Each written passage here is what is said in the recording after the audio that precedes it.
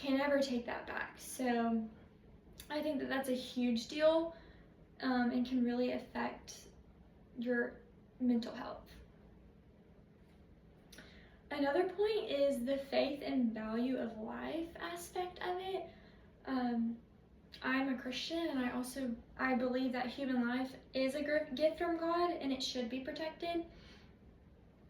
Scripture from the Bible, Psalm 139:13-16 says, "For you created my inmost being. You knit me together in my mother's womb.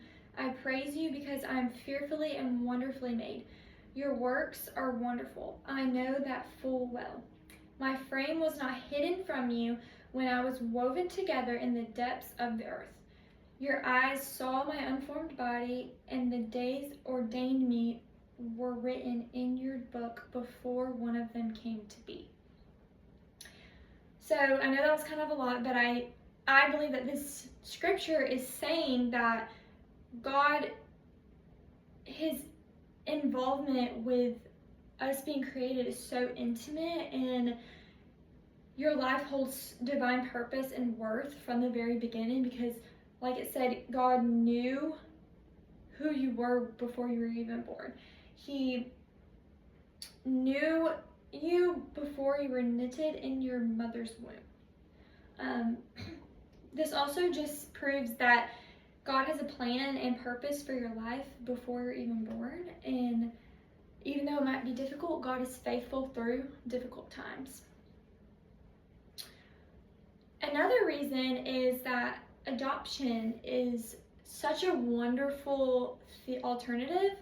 It gives children a chance to live. It helps families that are unable to have children have a chance of taking care of a child. And it supports both the mother and the child. It offers hope instead of abortion, and you will never have to live in guilt and regret knowing that you've done the right thing for the child. The counter argument is that supporters of abortion rights believe that women should be able to make their own reproductive decisions, that medical emergencies sometimes require abortion, and that pregnancy from rape creates difficult situations, and that financial and educational concerns matter. My response to this would be that the world tries to convince us now that abortions are the easiest way out. And maybe in the moment it feels that way, but it's not the best way out. Unwanted pregnancy is also a lot different than having a miscarriage or having a medical emergency where the birth has failed. A medical emergency wouldn't focus on killing the baby. It would focus on saving the baby and the mother. I think that the intention behind everything is everything. And just because people say, oh, it wasn't the right timing, or I'm not ready for it yet, there's people who can support you, and you can have counseling, and there's resources for that. Like I said, adoption is always an option for you.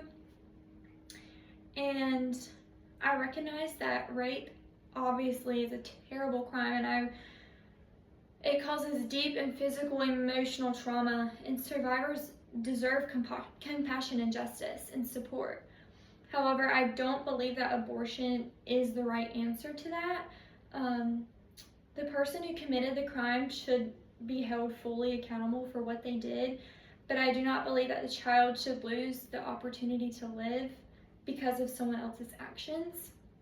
I understand that carrying a pregnancy after rape probably is going to be the hardest thing that you've ever done, but I believe that ending a pregnancy also ends a life that could have grown into a unique person with hopes and dreams.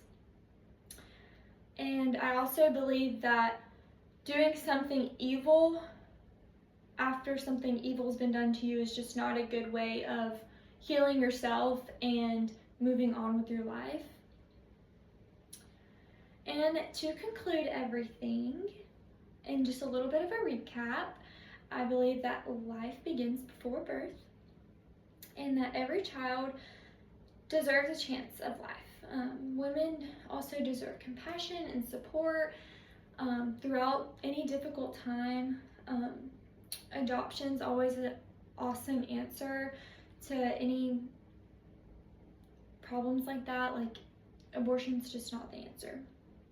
Rather than asking whether a life is convenient or planned, we should ask, how can we better support life and the mother who carries it?